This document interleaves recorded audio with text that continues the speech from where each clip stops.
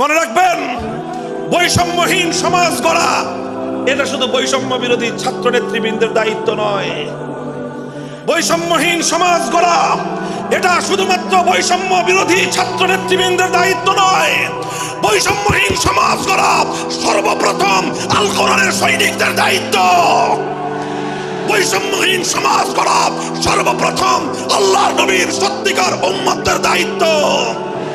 ওঠো, দাঁড়াও, হাত মুষ্টিবদ্ধ করো, সমাজ থেকে সকল বৈষম্যের কবর রচনা করবার শপথ নাও। মুহতারাম হাজিরিন, কথাটা খুব জায়গা লক্ষণীয়, শোনার বিষয়। যারা একটা বৈষম্যহীন সমাজ দেখতে চাও, যারা জুলুম এবং অত্যাচারে অতিষ্ঠ হয়ে গিয়েছো, যাদের জীবনকে এই ধরনের অন্যায়, অবিচার, জুলুম, শোষণ, স্বৈরতন্ত্র যাদের অন্তর হৃদয়কে জ্বালিয়ে পুড়িয়ে ছারখার করে দিয়েছে, হে হতাশাগ্রস্ত জাতি, আসো আল কোরআনের কাছে। আমরা তোমাদেরকে মুক্তির বার্তা শোনাই, আমরা তোমাদেরকে সান্ত্বনার বাণী শোনাবো। আসো, হাতে হাত রাখি, সমস্ত বৈষম্য, জুলুম, স্বৈরতন্ত্রের কবর রচনা করে আল্লাহর কোরআনের সমাজ গড়বার জন্য হাতে হাত রাখি।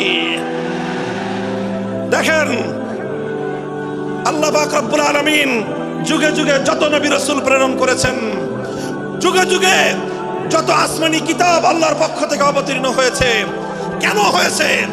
শুধুমাত্র মুসল্লিদের সমাজ গড়বার জন্য নয়, শুধুমাত্র রোজাদার সমাজ গড়ার জন্য নয়। অবশ্যই কোরআন এবং কিতাব নাজিল হয়েছে নামাজের জন্য, অবশ্যই কোরআন এবং কিতাব নাজিল হয়েছে রোজা, হজ, যাকাত সহ আল্লাহ পাকের যাবতীয় বিধান সমাজে বাস্তবায়ন করার জন্য। তবে একমাত্র এটাই উদ্দেশ্য নয়, বরং সমস্ত কিতাব, সমস্ত নবী রাসূল দুনিয়াতে আগমন করার অন্যতম একটা মৌলিক লক্ষ্য। কোরআনে পাকের সূরাতুল হাদীদ থেকে তেলাওয়াত করেন, অর্থ বুঝেন, মর্ম বুঝার চেষ্টা করেন। লাকাদ আরসালনা রুসুলানা বিল বায়িনাতি ওয়াল হুদা ওয়া আনজালনা মাআহুমুল কিতাবা ওয়াল মিজান লিয়াকুমান নাসু বিল কিসত। আল্লাহ কোরআন বলছে যে আমি নবী রাসূল পাঠিয়েছি, আসমান থেকে যুগে যুগে কিতাব নাজিল করেছি।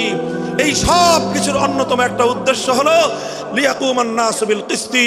কোরআন নাজিলের উদ্দেশ্য, নবী প্রেরণের উদ্দেশ্য, শরীয়ত প্রেরণের উদ্দেশ্য, ধর্ম প্রেরণের উদ্দেশ্য হলো, অন্যতম উদ্দেশ্য হলো লিয়াকুমান নাসু বিল কিসতি। মানব সমাজ থেকে অন্যায়, অবিচার, জুলুম, শোষণ দূরীভূত করে ন্যায় এবং ইনসাফ কায়েম করা, এটাই হলো ইসলামের অন্যতম মৌলিক লক্ষ্য।